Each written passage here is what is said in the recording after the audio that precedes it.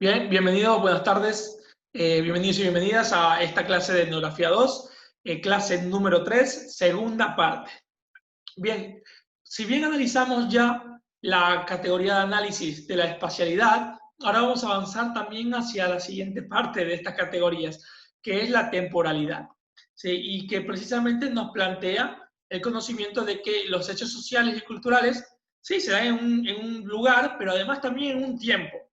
Y precisamente las dos unidades de análisis temporales más importantes que podemos tener es el pasado y el presente. Todo lo que sucede en una cultura puede ser cosas que estén sucediendo en la actualidad y que nos preocupan y que queremos comprender por lo tanto, y también todo lo que tenemos como hechos sociales que son de análisis a veces también ocurrieron en el pasado. Y a veces tampoco podemos diferenciar totalmente que sean hechos sociales y culturales que únicamente ocurrieron en el pasado o que únicamente ocurren en el presente, sino que hay que comprender que el presente tiene un vínculo muy profundo con el pasado, porque es desde ese pasado, desde donde se vienen construyendo las relaciones sociales que al día de hoy experimentamos. Y esto vamos a comprenderlo en esta exposición sobre la categoría de análisis de la temporalidad. Vamos con la primera unidad de análisis temporal, que es el pasado, o como le llama en el texto, el análisis diacrónico. Este análisis precisamente nos va a posicionar, ¿sí?, que es necesario comprender el pasado, el cómo se han ido construyendo, ¿sí?, en los años anteriores las características culturales. ¿Y esto por qué? ¿En qué sentido? En el sentido de que la cultura no es algo que nace de la noche a la mañana, sino que la cultura precisamente, ¿sí?, es el resultado de un montón de relaciones complejas, históricas, cotidianas, pero que se arrastran hace muchísimo, de encuentros de culturas, ¿sí?, de encuentros de muchísimas personas, pensamientos y prácticas culturales, que muchas de ellas sobreviven al día de hoy, que muchas de ellas se han modificado hasta el día de hoy, pero que arrastran también muchísima de esa herencia del pasado. Y por lo tanto, es necesario comprender que la cultura tiene un vínculo histórico, ¿sí? Un vínculo histórico, que la cultura no es algo que se puede comprender únicamente desde lo que está ocurriendo ahora, que se puede tratar de entender sus estructuras, se puede tratar de entender lo que pasa ahora, pero hay que comprender que esto tiene es el resultado de vínculos históricos anteriores. Por otro lado, comprender el enfoque del devenir dialéctico. Y esto es que los hechos culturales en el pasado se contraponen, se van complementando y en el proceso del cambio social, el cambio cultural, va quedando parte del pasado siempre escondido. Y entonces, de la comprensión del pasado, podemos adelantarnos a la comprensión incluso del presente y de la cultura. En tanto, además, el tema de la herencia cultural. Y es que nuestras culturas tienen deudas directas con el pasado. Tanto porque lo que nosotros conocemos como cultura hoy en día y que nosotros hemos aprendido es también lo que se nos ha enseñado dentro de una cultura. Es decir, que en el momento del nacimiento, mediante el mecanismo que ustedes ya deben conocer, que se llama el proceso de socialización, ¿sí?, nos han enseñado, ¿sí?, nos educan como si fuéramos un recipiente en el cual van introduciendo, ¿sí?, la cultura, las costumbres, el idioma, ¿sí?, las formas de pensar, las prácticas culturales, los significados, los significantes, pero que al mismo tiempo, ¿sí?, heredamos eso, pero nosotros también vamos modificándoles porque nuestras relaciones diarias también pueden haber cambiado. Porque también, aparte de que recibimos la herencia cultural del pasado de nuestros padres y que nuestros padres de sus abuelos, nosotros también nos encontramos con un mundo que es diferente al de nuestros abuelos y al de nuestros padres, porque nos encontramos con otras culturas, con conflictos que ellos no se encontraron y por lo tanto con maneras de pensar también diferentes. ¿Y qué es lo que ocurre? Si bien heredamos cultura, tomamos esa cultura, la modificamos, no la cambiamos totalmente, sino que con base en lo recibido en la cultura histórica y en la herencia cultural, ¿sí?, labramos una cultura de alguna manera diferente. A eso se le llama el devenir dialéctico, ¿sí? Y es que el pasado nos enseña, pero nosotros también enseñamos a ese pasado. Entonces no podemos decir que hay una única dirección en la cual nosotros somos el resultado del pasado, o que el pasado y la cultura actual son el resultado de nosotros, sino que hay una relación de doble vía, un diálogo, en donde nosotros somos lo que el pasado nos hereda y al mismo tiempo nosotros cambiamos esa herencia. Entonces, el pasado nos cambia y nosotros cambiamos ese pasado y lo construimos en un presente. Y ese presente luego también se hereda a las personas que vendrán en el futuro, que lo recibirán como herencia, pero que también lo modificarán a su propia vez.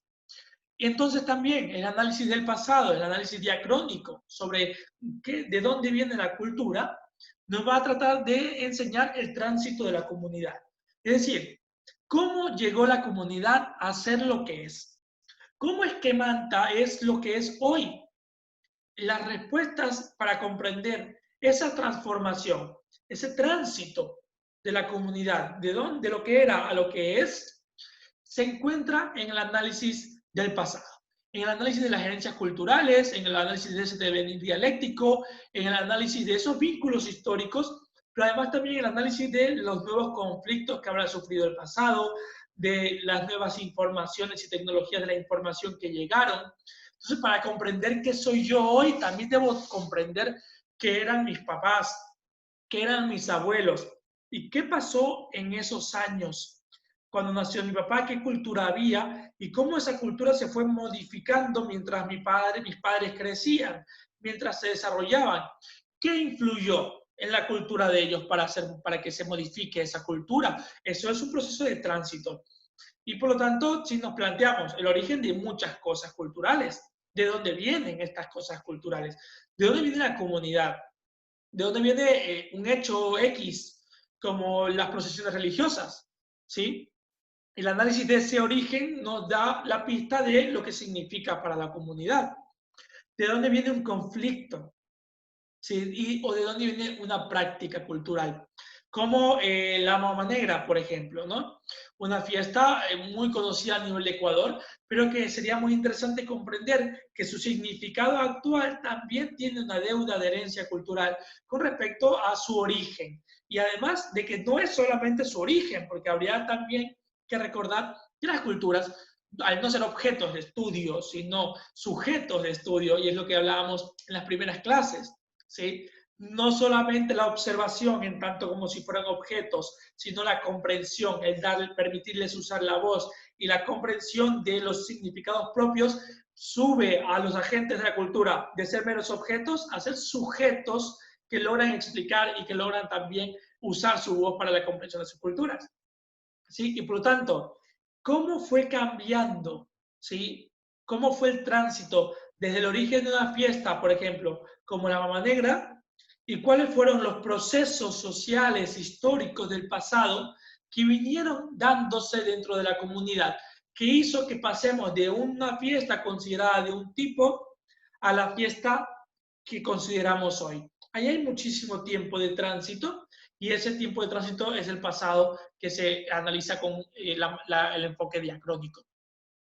También los cambios políticos, económicos y sociales que se dieron dentro de la comunidad son materia del pasado y hay que permitir que las personas relaten esos cambios desde sus perspectivas porque son cambios humanos y por lo tanto son cambios que se encuentran dentro de las subjetividades y dentro de los pensamientos actuales en tanto recuerdos de lo que éramos y recuerdos de lo que hizo que dejemos de ser lo que éramos y haga que seamos lo que somos ahora.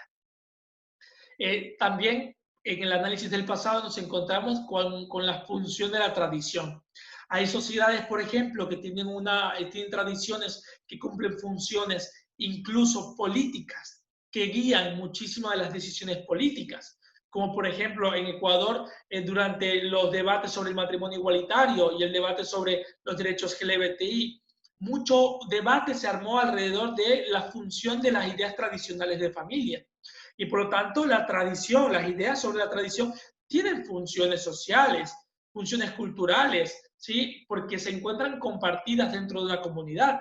E incluso en el ámbito político se pueden decidir cosas en función, ¿sí?, de las tradiciones culturales, del pasado, porque el pasado no es algo que pasó, ¿sí?, sino que desde el enfoque etnográfico el pasado es algo que empezó a pasar antes y que sigue pasando hasta hoy como herencia. Y lo que hay que analizar es entonces de lo que pasó, empezó a pasar antes, qué se mantiene pasando hasta hoy, qué se cambió, qué se ha ido dejando y qué se ha ido transformando o qué se sigue manteniendo. Y por lo tanto, hay una función de la tradición con respecto a cómo organizamos nuestras sociedades.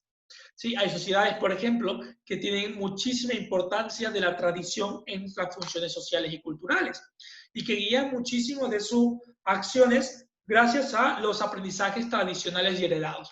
Y en este sentido, también no creo que no lo vieron conmigo, pero nosotros nos encontramos ahí con formas de dominación que decía Max Weber, ¿no? Claro, hay formas de dominación carismática, donde pues seguimos a un político o a algún líder o lideresa por su carisma, porque nos inspira muchísima confianza, pero también hay formas de dominación tradicionales. Y esto no hay que entenderlo, ¿sí?, como un ensañamiento de la cultura en pensar de maneras viejas o maneras tradicionales, sino que en la tradición se encuentra la confianza de la sobrevivencia de la cultura. Es decir, las culturas que experimentan en la tradición, ¿sí?, resultados favorables para la sobrevivencia de la familia, para la sobrevivencia de sus grupos humanos, para la sobrevivencia política, para la sobrevivencia económica, entonces afianzan sobre la tradición, ¿sí?, la capacidad de garantizar también un presente y un futuro buenos o de calidad. Así que, dependiendo de las culturas, nos encontraremos con que ciertas tradiciones tienen una función importante o ciertas tradiciones ya se han quedado atrás o algunas incluso se refuerzan frente a las problemáticas. Bien, por otro lado, sí, también analizar con respecto al pasado qué es lo que ha quedado en la memoria colectiva. Es decir, si bien el pasado es sumamente amplio, qué de todo ese pasado ha quedado hasta el día de hoy y que por lo tanto es un pasado que está influyendo todos los días en las decisiones, en la convivencia, en las fiestas y en el diario vivir de las personas de la comunidad. Es decir, el pasado se queda y guía nuestras acciones también a modo de experiencias y a modos de confianza. Otro punto ahora es el enfoque del presente.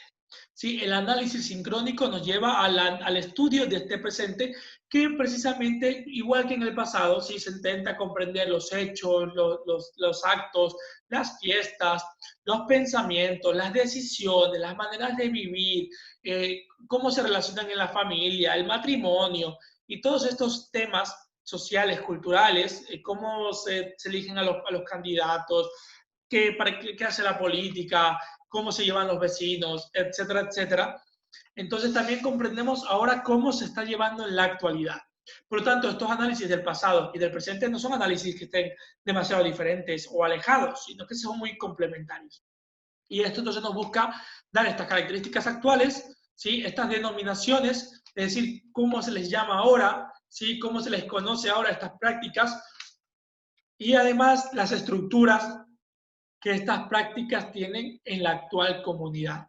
Cómo se realizan, quiénes participan, en qué momentos del día se participan. Y recuerden, bueno, lo veremos ahora, precisamente este hecho del tiempo está también muy vinculado al hecho del espacio. Bueno, y por último, la funcionalidad. ¿Por qué? Porque nosotros nos encontramos también con prácticas culturales que tenían funciones en el pasado y que sus funciones han sido cambiadas en el presente. Y yo, por ejemplo, les tengo ahí algunos puntos que les puedo dejar para análisis y que ustedes podrían también proponer otros. La función, por ejemplo, de una fiesta nacional como la Semana Santa ha cambiado muchísimo a lo largo del tiempo. Es decir, hay personas, por ejemplo, que, bueno, y más general en la sociedad, en el pasado, la Semana Santa era un espacio de reflexión, ¿sí?, muy profunda sobre los valores cristianos. Sí, más católicos a veces, ¿no? Pero de los valores cristianos en general. Muchísimo que ver con la pasión y muerte de Jesús, y por lo tanto también era considerado un espacio de reflexión ¿sí? De comienzo desde cero, de perdón de pecados, en donde las personas creyentes dentro del Ecuador pues necesitaban el espacio libre para un trabajo espiritual. Así que la función de la práctica del feriado de Semana Santa, ¿sí? Era eso en el pasado. Pero actualmente tenemos incluso personas cristianas, incluso personas católicas, que en Semana Santa se van a la playa. Entonces tenemos el mismo hecho social, el mismo hecho cultural, al menos en su denominación, pero en el presente su funcionalidad ha cambiado. Y entonces ahí nos encontramos con la necesidad de no quedarnos con lo que el pasado nos dice de un hecho, de una celebración cultural, sino avanzar hacia la comprensión de sus nuevas funciones y sus nuevos significados en la cultura. Y por último, si bien hemos aprendido el asunto de la categoría espacial y el asunto de la categoría temporal, no hay que entenderlos como separados, sino que se encuentran unidos. La unidad tempo-espacial es lo que nos va a ayudar a comprender, ¿sí? Que todos los hechos sociales se dan en momentos, en fechas como Navidad, Semana Santa, los viernes, los sábados, los lunes, ¿sí? Porque tiene unos motivos, ¿sí? Que les asignamos tiempos. El Día del Padre, por ejemplo, que acaba de pasar, tiene una fecha puntual, es un tema cultural, es un tema social profundo, pero no se da siempre, sino que ha sido asignado en un momento, en una fecha, incluso en el calendario. Y al mismo tiempo está asignado en un espacio, ¿sí? También se da en un tiempo, pero se da en un lugar, con unos grupos, en unos sectores, en unos barrios. Entonces, podemos hablar de una práctica como el Día del Padre. Tiempo, ¿ok? El domingo, el día de ayer. ¿Sí? Y por otro lado, en el espacio, ¿sí? Hablamos de la casa, los restaurantes, no se hace, no sé, Día del Padre, o al menos es más raro, ¿sí? En un espacio de trabajo, sino que se busca precisamente, ¿sí? Usar el tiempo de intimidad de la familia, de relajación. Lo mismo con Navidad, ¿sí? Se da en un momento y se da en un lugar y por unos grupos. Los judíos, por ejemplo, entonces no celebrarían Navidad, ¿sí?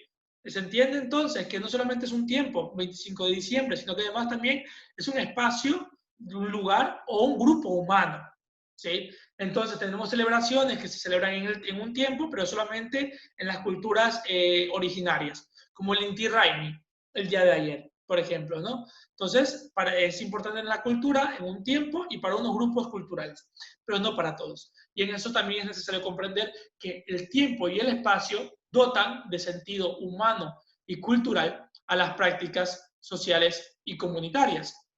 Muchísimas gracias por atender a esta grabación. Espero que haya servido muchísimo para la comprensión de estas dos categorías de análisis etnográfico.